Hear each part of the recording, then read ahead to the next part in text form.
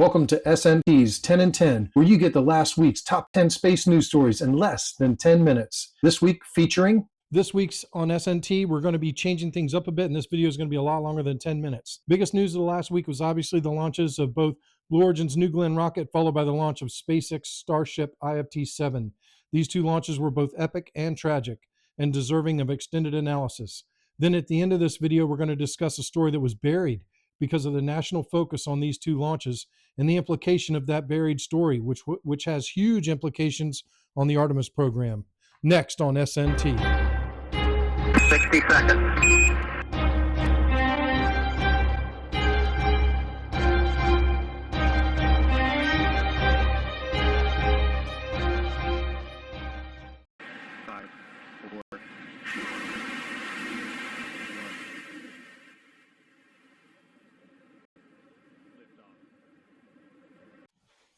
First off, in the early morning hours on Thursday, January 16, 2025, Blue Origin was finally able to launch their New Glenn rocket from Pad 36 at Kennedy Space Center. The first thing of note is that New Glenn was pretty slow leaving the pad, slow enough it was a bit worrisome. Now, some folks have surmised that this was from lack of power on the BE-4 engines, but this rocket is designed to lift far more significant payload than was aboard, so I doubt this was a lack of potential performance. If everyone remembers, IFT1 was also very slow to lift off the pad, which was a throttling program to minimize damage to stage 0. My guess is that the engines were progressively throttled up as the rocket left the pad because New Glenn continued to smoothly accelerate all the way to the Kármán line. And at 2 minutes into flight, New Glenn was traveling at 1,556 miles an hour. In comparison, at 2 minutes into flight, Starship was traveling at 1,864 miles per hour. So their acceleration is fairly similar. Blue Origin got their second stage boosted through most of the Earth's atmosphere and on the way out to continue its path to orbit. The second stage, look at those blue flames coming out. That's just a fantastic shot showing their BE-4 engines. The second stage ignited to achieve its constant fall orbit around the Earth. And during the first burn of the second stage, the New Glenn booster performed a reentry burn at just over 100,000 feet in altitude. Blue Origin reported that all engines ignited for that deceleration burn, but shortly thereafter, all of the public telemetry in their feed was lost. Toward the end of their broadcast, they confirmed they believed the booster was lost out in the Atlantic Ocean, but its planned trajectory was nominal when lost.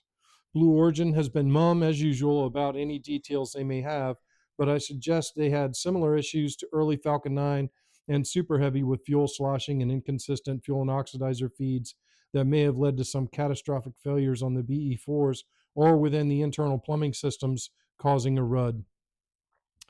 Blue Origin may have activated the flight termination system on the booster, but then again, we don't know that either. Flight 1, was this a dud as my thumbnail applies? I say no. This was an enormous achievement for Blue Origin as they have finally achieved orbit on the rocket they've been working on for well over a decade. Since the booster didn't land as expected, this is of course deemed a mishap by the FAA and will now potentially merit an investigation by the FAA. I'll talk more about my hopes for the future of FAA investigations at the end of the video, so stay tuned. 2 minutes, 40 seconds. Approximately 30 seconds remaining in boost phase. And here we are coming up Chamber on pressures MECO. on all 7. Main engine cut off. Let's stand by for that. You look good. Stage 2 RCS priming. Now passing 3 minutes.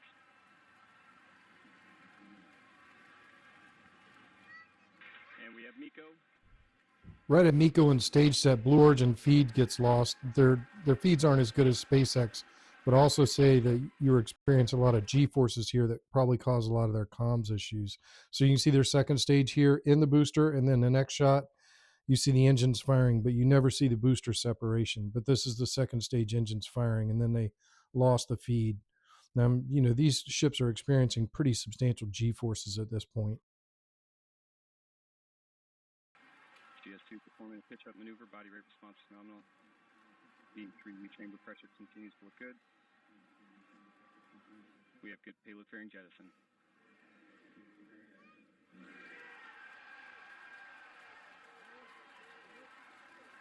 Separation confirmed of the two stages. Tank pressures are within their limits. Stage 2 is now continuing its launch and flight. Up to Now MEO. passing 4 minutes, 20 seconds into flight. Our booster is going to try to make a landing. Less than 3 minutes You now see remaining. the landing target out there in the ocean. We are going to land on the Jacqueline, the landing ship Continue to look good. that is awaiting. This Here, the booster engines have ignited, and the altitude of the booster is 150,000, 140,000. You can see the speed decreasing on the booster. This is the only shot of the BE4 engines we have on the reentry burn, and then the video freezes up, and you can see the altitude drops, and then at 84,000 feet in altitude, their feed freezes up. Seeing good MR response on the V3U engines. Seeing good throttle profile. 12 minutes, 53 seconds into flight. And we have engine cut off. This was the big moment for Blue Origin, Seco, and they've achieved orbit. Engine cut off. This was a huge moment for Blue Origin. Seco. First ghost, We coast to we cut off the engines on the second stage. What does that mean? That means that we hit our key critical #1 objective.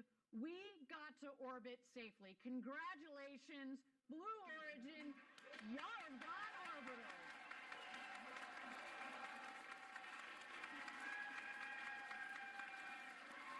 What a day. ECR team down in Huntsville, our teams in Kent. I know the team out at Clark Park down here in Florida. They are all losing their minds. Congratulations, everybody. What a day. 8, 7, 6, 5, 4, 3, 2, 1.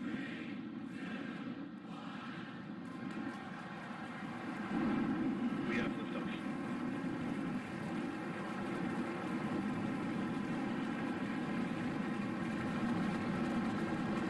This drone shot's like the coolest of all time. Look at that with the shadow in the background with the setting sun. So later on the same day, Thursday, January 16, 2025, SpaceX launched their Starship Super Heavy rocket on Integrated Flight Test 7, IFT7. This was the first flight of the Block 2 Starship, and Ship 33 was chosen for the flight. The ship was loaded with all kinds of new iterative designs for testing in space and during reentry. Some of the new hardware included forward ailerons mounted more forward and dorsal to stay out of the slipstream of plasma, new tiles, and 10 Starlink V2 dummy satellites that were to be launched from the Pez dispenser in the cargo bay of Starship. It was set to be an exciting flight. The Starship countdown went well, flew through their 40-second hold, and we knew it was probably going to go. Booster 14 and Ship 33 leapt off the pad, and everything was absolutely beautiful and nominal on the flight up. At the conclusion of the booster burn, we had most of the engine cut off on Booster 14 MECO, and Ship 33 ignited all 6 of its Raptor engines while still attached to Booster 14, and what we now know as hot staging. Ship 33's burn looked to be nominal, and all 6 Raptors were firing. The focus then turned to Booster 14 and whether or not we'd get a catch. Booster 14 went to reignite its outer 13 Raptors for the boost back burn, and one of the Raptors in the outer ring, which is the reignition ring, the outer ring doesn't reignite, so I guess it's the middle ring, but one of those 13 Raptors on the middle ring did not ignite. It was during this engine boost back that SpaceX Launch Control confirmed that we were go for return and catch of Booster 14. Booster 14 boost back shuts off as it aligned to dive into the atmosphere, aiming towards Tower 1 at Starbase. Booster 14 plunged through the atmosphere like a hot knife through butter, reignited all 13 inner core, including the one that didn't ignite for boost back, rapidly decelerated, shut down the outer ring engines, leaving the centermost trio of Raptors to do the heavy lifting and maneuvering to slip Booster 14 between the loving arms of Mechazilla on Tower 1. The landing seemed to have a bit more downward energy as it was successfully caught by Mechazilla 1. However, all of its tines were intact and was a far less fiery catch than that on IFT5. SpaceX employees and the crowds amassed at Isla Blanca Park were all going insane at the spectacle of this insane technological achievement. The fact that SpaceX repeated a catch proved that their prowess in landing rockets is no fluke. This insane plan will actually work. When Elon first announced ditching legs and attempting to catch the rocket with Mechazilla, I literally thought he was perhaps a tad insane. But wow, if this is a tad insane, we could all use a touch of it. In the midst of everyone's celebration, attention quickly turned back to Ship 33 and the coming excitement of seeing if the Pez dispenser worked. New tiles performed well, the new forward flap survived re-entry better, and orbital Raptor relight. But soon it became obvious that trouble was brewing on Ship 33. We had a center Raptor engine go offline, flames and gas emanating from one of the stern Elanoron hinges, and then rapidly all the Raptors started going offline just prior to SECO. It was obvious that something catastrophic was happening with the Starship, and then we lost public telemetry, and SpaceX announced that they had lost comms with the Ship 33. It was painfully obvious that there was an anomaly, and shortly thereafter, videos of an explosion and falling debris over the Caribbean was reported by sun-soaking tourists, cruise ship passengers, and airlines. Ship 33 was no more, and we would lose all of the cool stuff that it was set to do. SpaceX quickly cycled back to Booster 14 in the arms of Mechazilla, and shortly thereafter admitted that Ship 33 was lost. A booster catch with the chopsticks. It's an amazing view of the sunset over the Gulf of Mexico as Booster 14 descends down through the atmosphere for the catch at Tower 1 at Starbase, Texas. And guide it back to its landing site. Booster FTS is saved. Now with that, we're going to hand it back. How's it going over there, Dan and Kate? How are you doing, Kate? Seeing that in person? Dan had to take that. Just like this silver flare coming back to the. Once again, we are standing by for attempting to catch the booster at the tower. This would be the second tower catch. Booster landing burn. Seeing 13 engines. Booster now hovering as it aligns with the tower for catch. Booster coming in. Get Down ready to- for that boom, Kate. Down to 3 engines. Booster landing burn shutdown. Mechazilla has caught the booster.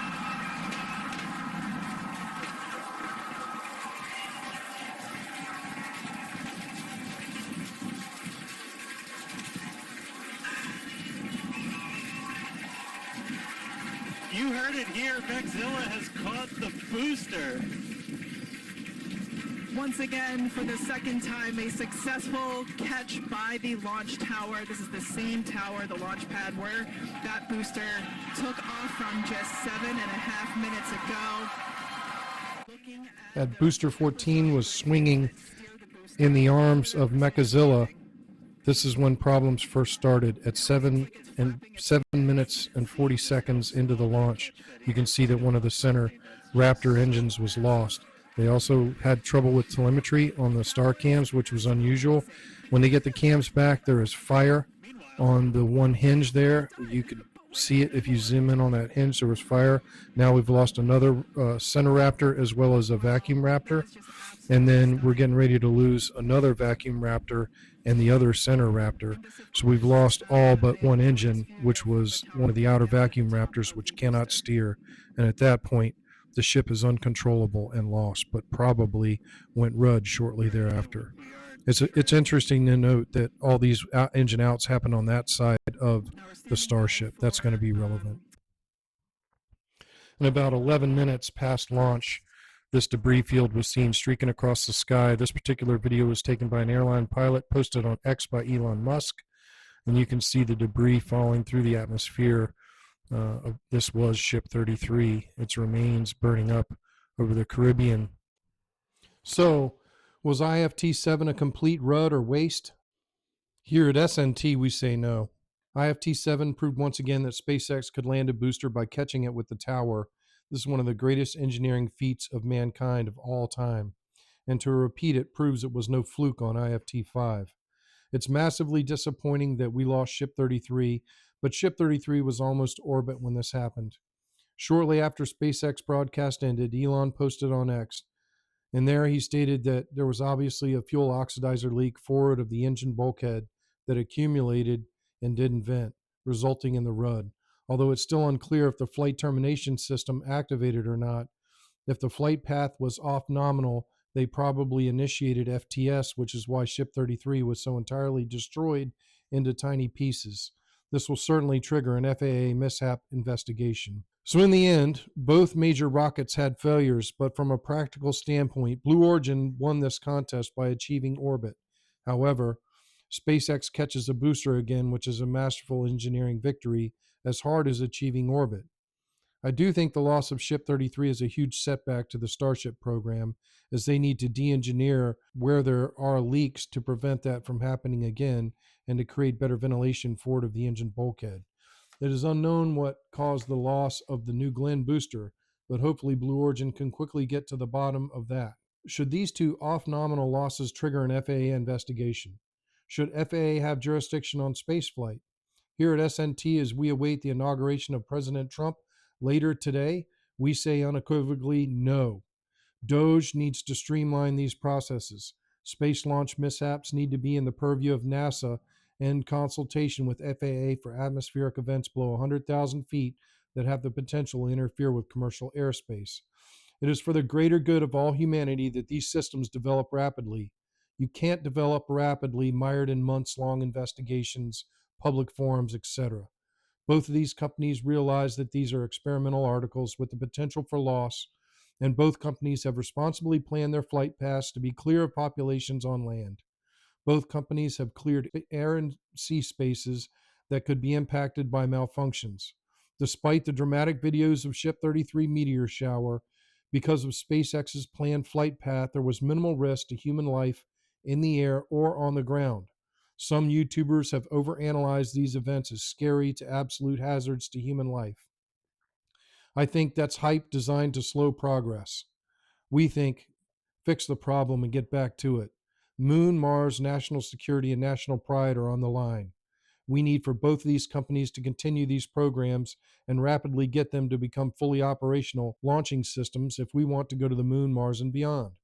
It's time to get rid of bureaucratic entanglements and allow these companies to rapidly launch their systems, so long as they're taking the necessary steps to mitigate the risks, which I believe both companies have already been doing. The danger of these incidents to human beings is absolutely exaggerated, and it's time to move on. Mars or bust. And lastly, we leave you with some enormous news that was overshadowed by the Blue Origin and SpaceX big rocket launches. On Wednesday, January 15, 2025, SpaceX launched a Falcon 9 rocket from Pad 39A at Kennedy Space Center on a mission for NASA. This mission contains two lunar landers, Firefly Space's Blue Ghost and iSpace Lunar Lander. Both of these landers are unmanned scientific missions that are part of the Artemis program. So while all the attention was focused on the loss of Starship and the New Glenn booster, SpaceX Falcon 9 continues to be fully operational and lifting payloads to low Earth orbit and the moon. This was such big news, but it was lost in the headlines of the two super rockets.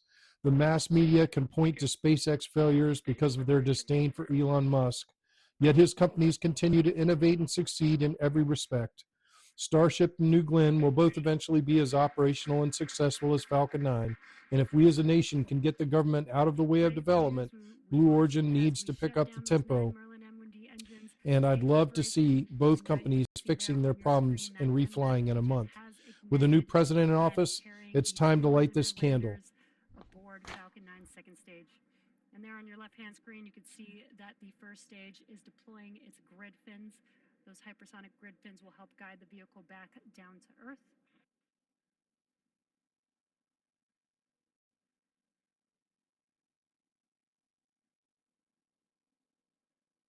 Nominal orbit insertion. Full view of first stage, touching down for landing. Landing leg deployed. Stage 1 landing confirmed. And SpaceX shows how to land a booster as usual. The Falcon has landed on just a flight. Shortly after the booster landed, you had SECO on the second stage of the Falcon 9, and here you can see the Firefly Space lunar lander mounted atop the second stage. And here the second stage is increasing its altitude. You can look in the lower right-hand corner of the screen. You can see that it's 800 miles in altitude. That is crazy because it's on a lunar injection orbit. And large pictures of the Earth that aren't usually seen from the second stage here in the setting sun as they go to eject the Blue Ghost orbiter from Firefly Space. There goes the Blue Ghost. Next stop, Moon. It's going to take 45 days for the Blue Ghost to arrive at the Moon from the Falcon 9 trajectory. That Blue Ghost is drifting away from Falcon 9's second stage. From all of us here at SpaceX, it has been a pleasure having you on board, Blue Ghost. Safe travels. SpaceX is... Then shortly after the second burn, iSpace's lunar lander was also ejected from atop the second stage of the Falcon 9 rocket. On its way to the Moon, it will also take about 45 days for the iSpace lander to arrive at the Moon. But you can look at the altitude in the lower right-hand corner of the screen, steadily increasing its distance from the Earth. It's amazing. There goes the iSpace lander. So we're going to have some more news from the Moon in about 2 months. It's going to be awesome. Moving away from Falcon 9's second stage as it begins its journey to the Moon. Thank you everyone for watching this week's special edition of SNT. We'll be back next week with our normal top 10 space news stories in less than 10 minutes. We hope you enjoyed our dive into these historic test flights. See you next week. Same bat time, same bat channel. 60 seconds. That's one small step for man, one giant leap for mankind.